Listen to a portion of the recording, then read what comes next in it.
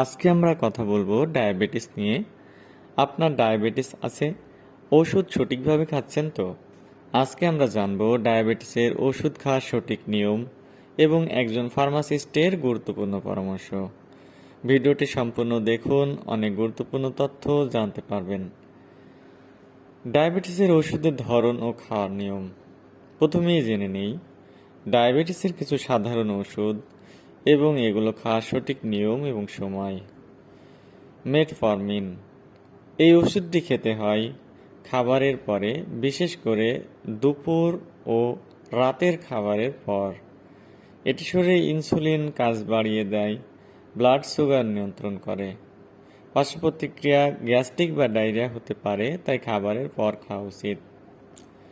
সালফোনাইরোলেস, এটি খেতে হয় খাবারের আগে বা সঙ্গে সঙ্গে। এটি প্যানক্রিয়াস থেকে ইনসুলিন নিঃসরণ বাড়ায়। DPP-4 ইনহিবিটর, এটি যে কোনো সময় খাওয়া যায়, তবে প্রতিদিন একই সময়ে খাওয়া উচিত। পার্শ্ব প্রতিক্রিয়া কম, তবে চিকিৎসকের পরামর্শে খেতে হয়। ইনসুলিন ইনজেকশন, সাধারণত খাবারের আগে প্রয়োগ করতে হয়।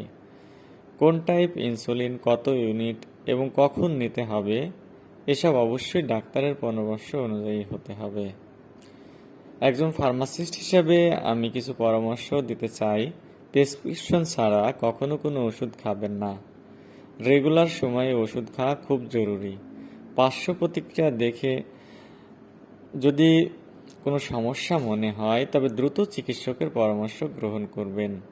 ইনসুলিন বা ট্যাবলেট ওষুধের সংরক্ষণ ও মেয়াদ দেখে নিন। পানি দিয়ে খেতে হবে, কখনোই দুধ বা ফলের রস দিয়ে নয়।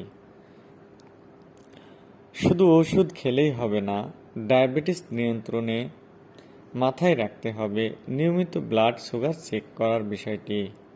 হেলদি ডায়েট মেনে চলুন, প্রতিদিন অন্তত 30 মিনিট হাঁটুন, সময়মতো ঘুম এবং মানসিক চাপ কমানোর চেষ্টা করুন।